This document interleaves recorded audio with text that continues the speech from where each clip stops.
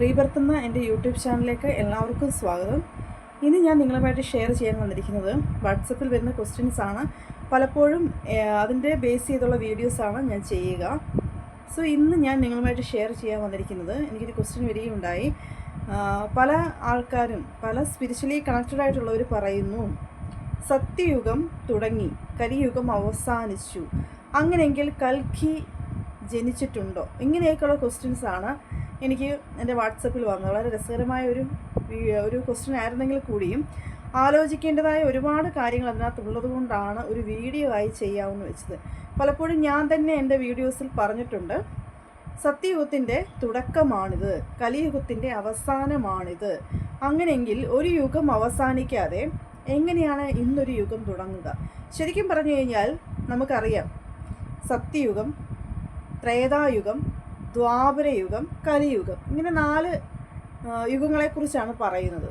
അപ്പോൾ കലിയുഗം തീരുകയും വീണ്ടും റീസൈക്കിൾ എന്നവണ്ണം സത്യയുഗം സ്റ്റാർട്ടാവുകയും ചെയ്യും. അപ്പോൾ കലിയുഗത്തിൻ്റെ അവസാനമാണ് എന്ന് എങ്ങനെ അനുമാനിക്കാൻ കഴിയും?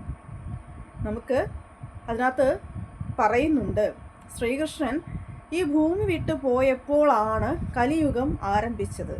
കലിയുഗത്തിൽ നാമജപങ്ങൾ കൊണ്ട് സമാധാനം ലഭിക്കും. കലിയുഗത്തിൻ്റെ തുടക്കകാലങ്ങളിലൊക്കെ ഒരുപാട് സമാധാനം ലഭിച്ചിരുന്നു. വലിയ യാഗങ്ങളോ പൂജകളോ ഒന്നും തന്നെ ചെയ്യാതെ, അല്ലെങ്കിൽ മുൻപുള്ള യുഗങ്ങളിൽ ചെയ്തുകൊണ്ടിരുന്ന കഠിനമായ യാഗങ്ങളും ഹോമങ്ങളും ഒന്നും ചെയ്യാതെ മനുഷ്യന് സമാധാനം ലഭിച്ചിരുന്നു നാമജപങ്ങളിലൂടെ. പക്ഷേ കലിയുഗത്തിൻ്റെ അവസാനമായി എന്നുള്ള തിരിച്ചറിവ് എങ്ങനെ ലഭിക്കുമെന്ന് നമുക്ക് പറയുന്നുണ്ട്. കലിയുഗ വർണ്ണനയ്ക്കകത്ത് അതിനെക്കുറിച്ച് വ്യക്തമായും പറയുന്നുണ്ട്. എന്താണ് പറയുന്നത്? മനുഷ്യർ ദുഷ്ടത കൊണ്ട് ഏറ്റവും ഹൈ ലെവലിലെത്തും. അതായത് ഇപ്പോൾ ഈ നടക്കുന്ന സിറ്റുവേഷൻസ്, മകളെ തിരിച്ചറിയാൻ കഴിയുന്നില്ല, മക്കൾക്ക് അച്ഛനമ്മമാരെ തിരിച്ചറിയാൻ കഴിയുന്നില്ല, സഹോദരങ്ങളെ തിരിച്ചറിയാൻ കഴിയുന്നില്ല. അതോടൊപ്പം തന്നെ മനുഷ്യൻ്റെ ആയുസ് ക്രമാതീതമായിട്ട് കുറയും. അപ്പോൾ കലിയുഗം അതിൻ്റെ പീക്ക് ലെവലിലേക്ക്, ഏറ്റവും ഹൈ ലെവലിലേക്ക് ഭൂമി പോയിക്കൊണ്ടിരിക്കുമ്പോൾ, അല്ലെങ്കിൽ ഭൂമിയിലെ ജീവിതം പോയിക്കൊണ്ടിരിക്കുമ്പോൾ, ഒരു സൈഡിൽ കൂടി കുറേ നല്ല കാര്യങ്ങൾ സംഭവിക്കുന്നുണ്ട്. അത് സ്പിരിച്വലി കണക്റ്റഡ് ആയിട്ടുള്ള, അല്ലെങ്കിൽ മറ്റുള്ളവരെ ഗൈഡ് ചെയ്യാൻ കപ്പാസിറ്റി ഉള്ള, ശ്വാസവുമായിട്ട് കണക്ട് ചെയ്തുകൊണ്ട് മെഡിറ്റേഷൻ പറഞ്ഞു കൊടുക്കാൻ കപ്പാസിറ്റി ഉള്ള, കോസ്മിക് എനർജിയെ മനസ്സിലാക്കാൻ കഴിവുള്ള കുറേ ആൾക്കാരെ മോൾഡ് ചെയ്തെടുക്കുന്നുണ്ട്. അപ്പോൾ ഇതൊരു സൈഡിൽ നടക്കുന്നുണ്ട്. ഭൂമി അതിൻ്റെ ഏറ്റവും ക്രൂരതയുടെ ഏറ്റവും ഹൈ ലെവലിലേക്ക് പോയിക്കൊണ്ടിരിക്കുമ്പോൾ ഒരു സൈഡിൽ കൂടി ഒരുപാട് യങ്സ്റ്റേഴ്സ് ഒരുപാട് നല്ല കാര്യങ്ങൾ ചെയ്യുന്നു. സ്പിരിച്വലി കണക്റ്റഡ് ആയിട്ടുള്ള ഒരുപാട് നല്ല കാര്യങ്ങൾ ചെയ്യുന്നു. അവർ കോസ്മിക് എനർജിയെക്കുറിച്ചും തൻ്റെ ഉള്ളിലെ തന്നെ ശക്തി മനസ്സിലാക്കുകയാണെങ്കിൽ ലഭിക്കാൻ പോകുന്ന സമ്പൽ സമൃദ്ധിയെക്കുറിച്ചുമൊക്കെ പറഞ്ഞ് പഠിപ്പിക്കുന്നുണ്ട്. അപ്പോൾ ഇത് തന്നെയായിരുന്നു സത്യയുഗം. സത്യയുഗത്തിന് കാലഘട്ടം എടുത്തു നോക്കുകയാണെങ്കിൽ, അതിനെക്കുറിച്ച് പഠിക്കുകയാണെങ്കിൽ, സത്യയുഗത്തിൽ ഒരുപാട് നല്ല ആൾക്കാർ ജീവിച്ചിരുന്നു. സ്വന്തം ഉള്ളിലെ പ്രാണോർജത്തെ ഉപയോഗിച്ചുകൊണ്ട് എല്ലാം സാധ്യമാക്കുന്ന ലെവലിലുള്ള ആൾക്കാർ അവിടെ ജീവിച്ചിരുന്നു. അതോടൊപ്പം തന്നെ ആയുസ് വളരെ കൂടുതലായിരുന്നു അത്തരത്തിലുള്ള ആൾക്കാർക്ക്. അപ്പോൾ ഇവിടെ കലിയുഗത്തിൻ്റെ അവസാനമാണെന്നോ സത്യയുഗത്തിൻ്റെ തുടക്കമാണെന്നോ പറയാൻ പറ്റുന്നില്ല. പക്ഷെ ഒരു കാര്യം വ്യക്തമായിട്ട് നിങ്ങൾ മനസ്സിലാക്കുക, കലിയുഗം അതിൻ്റെ ഏറ്റവും മൂർധന്യ അവസ്ഥയിലേക്ക് പോയിക്കൊണ്ടിരിക്കുമ്പോൾ സത്യയുഗത്തിലേക്കുള്ള ആൾക്കാരുടെ തിരഞ്ഞെടുപ്പ് നടക്കുന്നു. അപ്പോൾ നിങ്ങൾക്ക് തീരുമാനിക്കാം, നിങ്ങൾ സത്യയുഗത്തിൻ്റെ ഭാഗമാകണമോ കലിയുഗത്തിൻ്റെ ഭാഗമായി നശിക്കപ്പെട്ടു പോകണമോ. നിങ്ങളുടെ ആത്മാവ് പോലും നശിക്കപ്പെട്ട് പൂർണ്ണമായ രീതിയിൽ വീണ്ടും വീണ്ടും വീണ്ടും ജന്മങ്ങൾ സ്വീകരിച്ചുകൊണ്ടേ ഇരിക്കണോ എന്നൊക്കെയുള്ള തീരുമാനം നിങ്ങൾക്കെടുക്കാം. കാരണം ഇത് ഒരു മിത്താണ്, അല്ലെങ്കിൽ അത് കേട്ടുകേൾവി ഇല്ലാത്ത ഒരു കാര്യമാണ്, അല്ലെങ്കിൽ ഇനിയും വരാൻ പോകുന്ന മുരുകയുഗമാണ് എന്നൊക്കെ പറയുന്ന ഒരുപാട് ആൾക്കാരുണ്ട്. സത്യയുഗം തുടങ്ങിക്കഴിഞ്ഞു എന്ന് പറയുന്നവരുണ്ട്. അതെന്ത് തന്നെ ആയാലും അതിൻ്റെ പോസിറ്റീവ് സൈഡ് എടുക്കുമ്പോൾ ഒരുപാട് നന്ദിയുള്ളവരുടെ വളർച്ച സംഭവിക്കുന്നു. ഒരുപാട് ആത്മീയ ഗുരുക്കന്മാരുണ്ടാകുന്നു.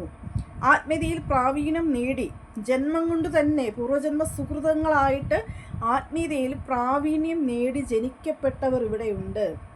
അപ്പോൾ ഇങ്ങനെ ഒരവസ്ഥയിലേക്ക് പ്രപഞ്ചം പോകുമ്പോൾ ഇത്തരത്തിലുള്ള ആൾക്കാരെ മോൾഡ് ചെയ്ത് വെക്കുന്നത് എന്തിനു വേണ്ടിയിട്ടായിരിക്കാം?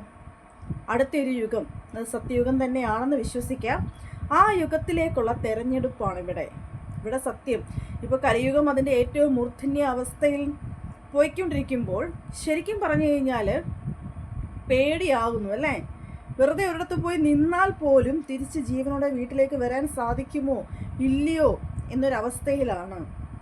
അപ്പോൾ മെഡിറ്റേഷനും യോഗയും അതുപോലുള്ള നല്ല കാര്യങ്ങളൊക്കെ പ്രാക്ടീസ് ചെയ്ത് മനസ്സിനെ കാമാൻ കൂളാക്കി കലിക്ക് നിങ്ങളുടെ ശരീരത്തിലേക്ക്, നിങ്ങളുടെ ചിന്തകളിലേക്ക് കലിക്ക് പ്രവേശിക്കാൻ സമയവും അനുവാദവും കൊടുക്കാത്ത രീതിയിൽ നിങ്ങൾ പ്രാണോർജവുമായിട്ട് കൂട്ടുകൂടുകയാണെങ്കിൽ നിങ്ങളുടെ ആയുസ് വർദ്ധിപ്പിച്ചുകൊണ്ട്, സമാധാനം വർദ്ധിപ്പിച്ചുകൊണ്ട് പുതിയ തലമുറയ്ക്ക് വെളിച്ചമേകാൻ ഒരു പക്ഷേ നിങ്ങൾ പ്രാപ്തരായിട്ട് മാറും.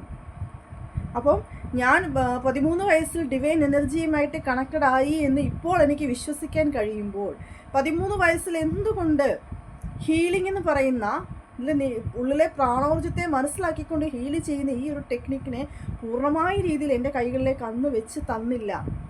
ഇന്ന് സമയമായിരിക്കുന്നു. പല അനുഭവങ്ങളിലൂടെയും സങ്കടങ്ങളിലൂടെയും പ്രയാസങ്ങളിലൂടെയും കടന്നു വന്നപ്പോൾ ആ പ്രാണോർജ്ജത്തെ നീ മനസ്സിലാക്കിയ നിൻ്റെ പ്രാണോർജ്ജത്തെ, ആ പ്രാണോർജ്ജത്തിലുള്ള മാന്ത്രികതയെ, അല്ലെങ്കിൽ ആ പ്രാണോർജ്ജം വഴി മറ്റൊരാൾക്ക്, എത്ര ദൂരെ ഇരിക്കുന്ന ആൾക്കും ഹീൽ ചെയ്യാൻ കഴിയുന്ന ആ ഒരു കപ്പാസിറ്റിയെ ഇപ്പോൾ നിനക്ക് യൂസ് ചെയ്യാം. കാരണം ഇപ്പോൾ ഒരുപാട് അനുഭവ പരിജ്ഞാനം നേടിയിരിക്കുന്നു. ഇതിനി ആർക്ക് വേണ്ടിയും മിസ്യൂസ് ചെയ്യാൻ പറ്റില്ല. ആ ലെവലിലേക്ക് എന്നെ മോൾഡ് ചെയ്ത് മാറ്റി. ഇപ്പം എൻ്റെ തന്നെ കാര്യം എടുക്കുമ്പോൾ ഈ ഇത്രയും വർഷത്തെ ജേണി, ഇപ്പം 13 വയസ്സിൽ ഞാൻ ആ എനർജിയുമായിട്ട് കൂട്ടുകൂടുന്നെങ്കിൽ തന്നെയും എത്രയോ വർഷങ്ങളുടെ പഠനത്തിൻ്റെ ഭാഗമായിട്ട്, സഹനത്തിലൂടെ കൈവരിച്ച ശക്തിയുടെ ഭാഗമായിട്ടാണ് മറ്റൊരാൾക്ക് ഹീൽ ചെയ്യാൻ കപ്പാസിറ്റി ഉള്ള ഒരു വ്യക്തിത്വമായി എന്നെ മാറ്റിയത്. ഓരോ ഹീലിംഗ് കഴിയുമ്പോഴും പുതിയ പാഠങ്ങളാണ് ഓരോ ഹീലിംഗും എനിക്ക് തരുന്നത്. അപ്പോൾ എന്തുകൊണ്ട് ഇങ്ങനെ സംഭവിക്കുന്നു എന്നുള്ള എൻ്റെ ചിന്തകളിലൂടെയുള്ള യാത്രയിലാണ് എനിക്ക് മനസ്സിലായത് ഇത് കലിയുഗത്തിൻ്റെ അവസാനമാണ്. കുറച്ച് ആൾക്കാർ പറയും കലിയുഗം ഇനിയും എത്രയോ വർഷങ്ങൾ പിന്നിട്ടെങ്കിൽ മാത്രമേ കലിയുഗം തീരുകയുള്ളൂ. കുറച്ച് ആൾക്കാർ പറയുന്നുണ്ട് കലിയുഗം തീർന്നിരിക്കുന്നു, സത്യയുഗം തുടങ്ങിയിരിക്കുന്നു. എന്തു തന്നെയാണെങ്കിലും സത്യയുഗത്തിലേക്കുള്ള തെരഞ്ഞെടുപ്പ് നടന്നുകൊണ്ടിരിക്കുന്നു. ആ തെരഞ്ഞെടുപ്പിൻ്റെ ഭാഗമാകാൻ നിങ്ങൾ ആഗ്രഹിക്കുന്നുവെങ്കിൽ തീർച്ചയായിട്ടും നിങ്ങൾക്ക് ഈ നിമിഷം മുതൽ മാറി തുടങ്ങാം. നിങ്ങൾ യോഗ, മെഡിറ്റേഷൻ അങ്ങനെയുള്ള കാര്യങ്ങളൊക്കെ പ്രാക്ടീസ് ചെയ്യുക. നിങ്ങളുടെ ചിന്തകളിൽ നിന്ന് പഴയ കാലഘട്ടത്തെയൊക്കെ ഡിലീറ്റ് ചെയ്ത് ദേഷ്യത്തെയും വെറുപ്പിനെയൊക്കെ ക്ലെൻസ് ചെയ്ത് ഹീൽ ചെയ്ത് മാറ്റി സത്യയുഗത്തിൻ്റെ ഭാഗമായിട്ട് നിങ്ങൾക്ക് മാറാൻ സാധിക്കും. സോ ഇതൊരു എന്താ പറയുക, കോംബോ ഓഫർ എന്നൊക്കെ പറയുന്ന പോലൊക്കെ പ്രപഞ്ചം നിങ്ങൾക്കായിട്ട് തരുന്നൊരു ഓഫറാണ്. നിങ്ങൾക്കത് സ്വീകരിക്കാം, സ്വീകരിക്കാതിരിക്കാം. കലിയുഗത്തിൻ്റെ ഭാഗമായിട്ട് ക്രൂരതകളിൽപ്പെട്ട് നശിക്കപ്പെട്ടു പോകാനാണ് നിങ്ങൾ തീരുമാനിക്കുന്നതെങ്കിൽ നിങ്ങൾക്ക് ആ വഴിയിലൂടെ പോകാം. ഇവിടെ ഒരു ചോയ്സ് വെച്ചിരിക്കുകയാണ്. യൂണിവേഴ്സ് നിങ്ങളുടെ മുന്നിൽ ഒരു ചോയ്സ് കൊണ്ടുവന്ന് വെച്ചിരിക്കുന്നു.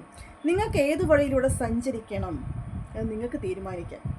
ഇതാണ് എൻ്റെ കുറേ നാളത്തെ പഠനങ്ങളുടെ ഭാഗമായിട്ട് എനിക്ക് മനസ്സിലാക്കാൻ കഴിഞ്ഞ ഒരു കാര്യം. ചോദ്യത്തിൻ്റെ ആൻസർ പൂർണ്ണമായി എന്ന് പറയുന്നില്ല. ഇനി ഒരുപാട് സംസാരിക്കാനുണ്ട്. ഒരു വീഡിയോയിലോ 2 വീഡിയോയിലോ ഉൾക്കൊള്ളിച്ചാൽ അത് തീരില്ല. സോ ഇതിൻ്റെ ബാക്കിയായിട്ട് അടുത്ത വീഡിയോസിൽ ഞാൻ ഉൾപ്പെടുത്താം. ഇന്ന് ഇങ്ങനെയൊരു ചിന്തയോടുകൂടി ഞാൻ വീഡിയോ നിർത്തുകയാണ്. വീഡിയോ ഇഷ്ടപ്പെട്ടുണ്ടെങ്കിൽ ലൈക്ക് ചെയ്യുക, ഷെയർ ചെയ്യുക, സബ്സ്ക്രൈബ് ചെയ്യുക.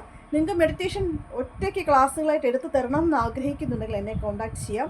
ഹീലിംഗ് ആണ് ആവശ്യമെങ്കിൽ അതിനും എന്നെ കോൺടാക്ട് ചെയ്യാം. സോ മറ്റൊരു വീഡിയോയിൽ കാണും വരെ താങ്ക്സ് ഓൾ.